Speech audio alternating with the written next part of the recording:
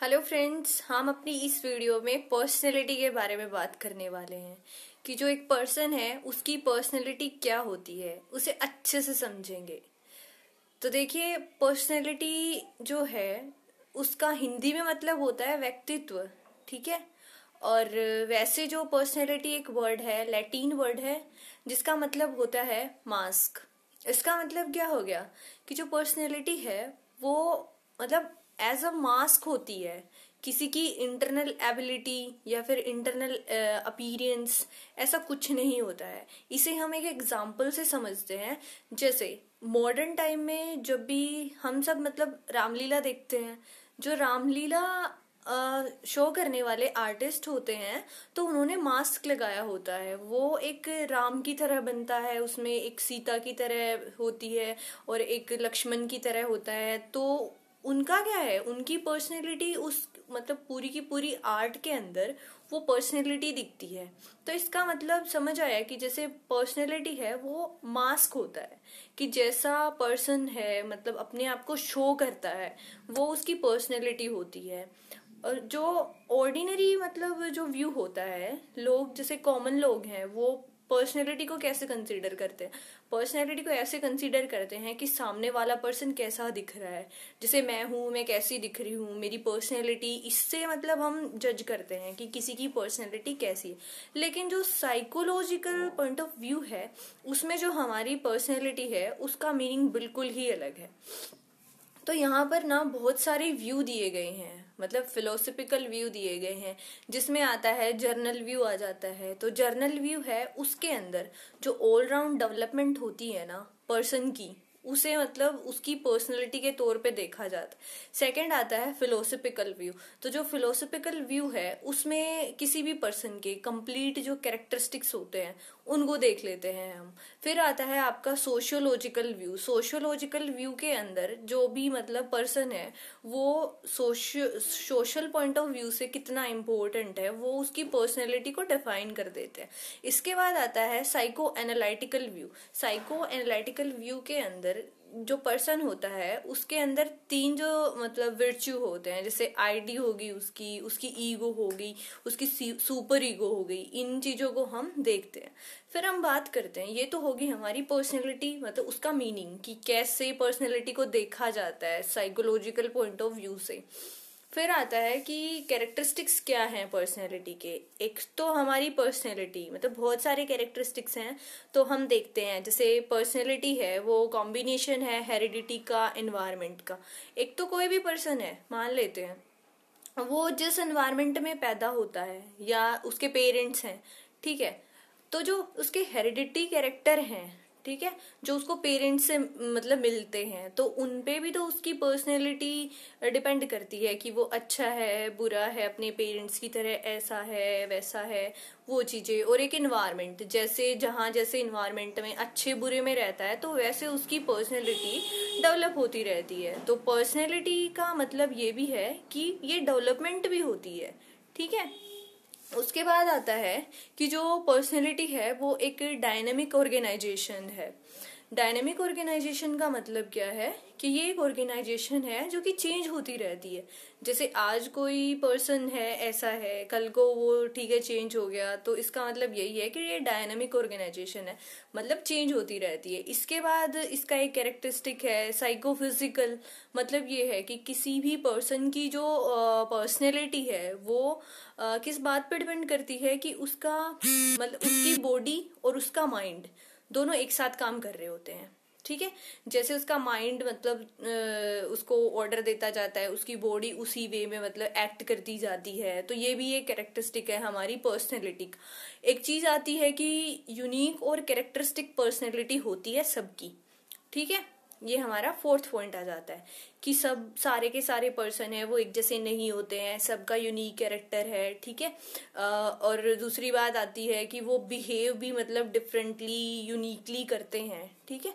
ये इसका फोर्थ मतलब कैरेक्टरिस्टिक हो जाता है। फिर बात आती है कि एक कैरेक्टरिस्टिक है, फिफ्थ जो कैरेक्टरिस्टिक है आपकी पर्सनैलिटी का, वो होता है चेंजेबिलिटी। मतलब जो पर्सनैलिटी है वो चेंज होती रहती है। मतलब किसी भी पर्सन का बिहेवियर है वो चेंज होता रहता है। और ये किस पे डिपेंड करता है, ये स्टिमुलाइज पे डिपेंड करता है, मतलब जो एक्सटर्नल स्टिमुलेट्स होते हैं उन पे डिपेंड करता रहता है। तो जो पर्सनैलिटी है किसी भी पर्सन की वो चेंज होती रहती है।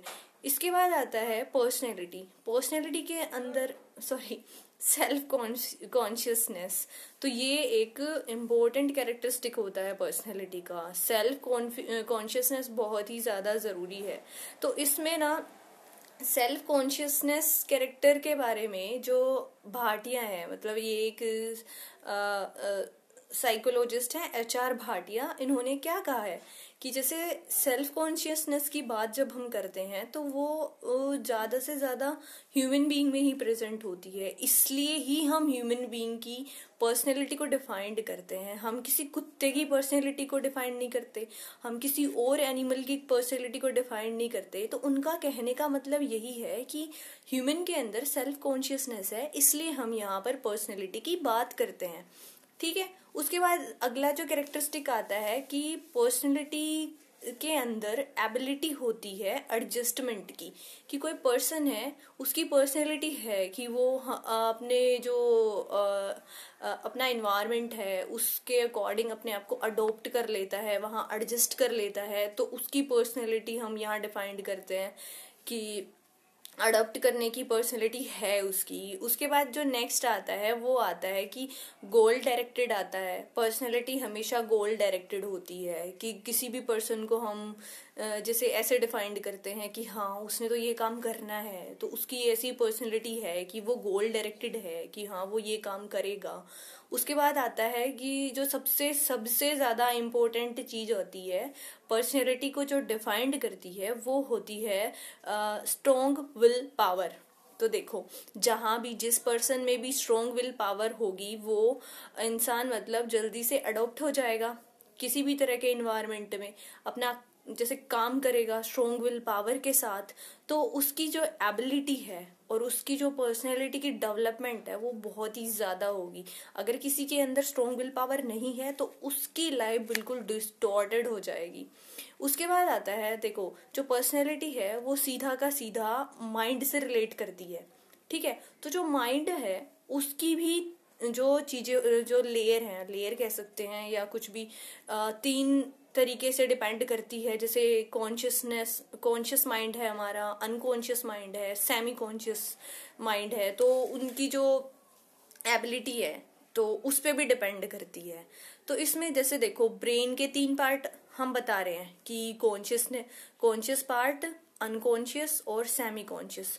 तो ये लेयर होती हैं। जो ब्रेन होता है कॉन्शियस ब्रेन सबसे पहले हम बात करेंगे तो वो मतलब स्मॉलेस्ट पार्ट होता है। उसके अंदर कॉन्शियस पार्ट जो होता है वो स्मॉलेस्ट पार्ट होता है। उसके अंदर जो पर्सन वॉलेंट्री सोचता है वो चीजें रहती हैं कि फिलहाल ये चीज हो रही है तो प्रेजेंट की चीज चल रही है वो आपका, और हम ऐसा कर रहे हैं। ठीक है। जैसे मैं वीडियो बना रही हूँ, ऐसी चीजें ये हमारे कॉन्शियस माइंड में रहती हैं। एक अनकॉन्शियस माइंड की लेयर होती है या अनकॉन्शियस माइंड भी कह देते हैं हम उसे। उसके अंदर क्या आता है कि जो चीजें हमारी डोरमेंट होती हैं, जो मतलब अनफुलफिल्ड चीजें हो जाती हैं, वो हमारे अनकॉन्शियस माइंड में स्टोर रह जाती हैं। एक आती है सेमी कॉन्शियस मतलब लेयर होती है, ये दोनों का ही मिक्सचर होती है। तो फिर हम बात करते हैं कि जो एस्पेक्ट्स हैं हमारे पर्सनैलिटी के, जैसे पर्सनैलिटी 3 चीज़ों पे है डिपेंड, आईडी पे है, ईगो पे है, सुपर ईगो पे है। तो सबसे पहले जो आईडी है, आईडी की बात करें हम, सबसे पहले हम आईडी की बात कर रहे होते हैं। तो जो आईडी है वो आपके अनकॉन्शियसनेस जो माइंड है उसका पार्ट है। तो उसके अंदर जो बेसिक फीलिंग्स हैं और नीड्स हैं और जो डिजायर्स हैं वो सारी आईडी के मतलब अंदर आती हैं कि आईडी जो है उन पे बेस्ड रहती है। तो जो जैसे कि इमोशनल जो पॉइंट ऑफ व्यू है वो ज़्यादा है यहाँ पर, कि जो आईडी है वो इमोशनली जो ज़्यादा रिप्रेजेंट करते हैं आईडी को। तो जैसे कि मतलब कोई पर्सन है किसी का रेप कर देता है या कोई किसी को मार देता है, तो वो अपने जो इमोशंस हैं उस पे ज़्यादा डिपेंड है इमोशनली। मतलब वो बहुत ही ज़्यादा ये हो जाता है उसको कि हाँ ये चीज तो करनी ही है, तो उसकी यहाँ पर आईडी काम कर रही होती है। ठीक है, आईडी जो है उसमें इंटेलिजेंसी तो बिल्कुल भी नहीं है, अनइंटेलिजेंसी है, अनसोशल है। इसमें सिर्फ एक पॉइंट पर ही फोकस होता है कि कैसे ना करके जो प्लेजर है उसको हम ले लें, कि मतलब हमें अच्छा लगे बस। तो जब इस प्रिंसिपल पे जब काम कर रहे होते हैं तो इसका मतलब ये होता है कि हमारी जो आईडी है, ठीक है, वो एक्टिवेट होती रहती है। आईडी को हमारी ईगो, जैसे कि क्या नाम है, ईगो कंट्रोल करती है।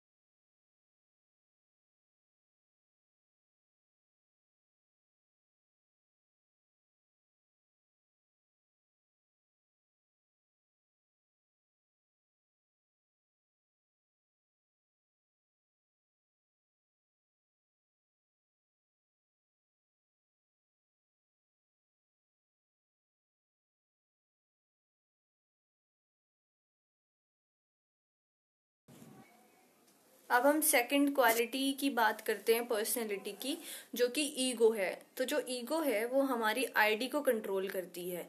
तो ईगो जब एक्टिवेट होती है तो इंटेलिजेंसी आ जाती है, कि जैसे आईडी में तो हम सोच नहीं रहे, तो उसमें तो सिर्फ ये है प्लेजर सीकिंग, कि हमें अच्छा लग जाए बस।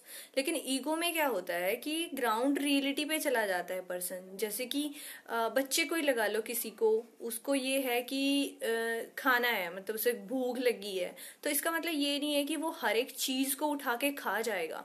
वो चूज करने लग जाता है, अपनी इंटेलिजेंसी को दिखाने लग जाता है। ठीक है, तो ये ईगो मतलब उसकी यहाँ पर एक्टिवेट कर रही होती है।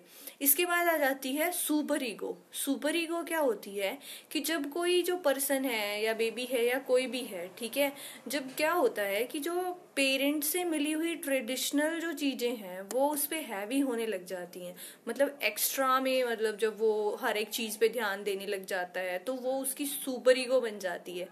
कि जरूरी नहीं है लेकिन फिर भी उसे नहीं, मतलब कि प्लेजर मिले ना मिले, लेकिन फिर भी उसे तो मतलब फॉलो करना ही करना है। जैसे ट्रेडिशनल चीजें हैं कि पेरेंट्स ने ये बोल दिया कि हमारे पुराने टाइम में ये होता था, तो वो ही होना चाहिए।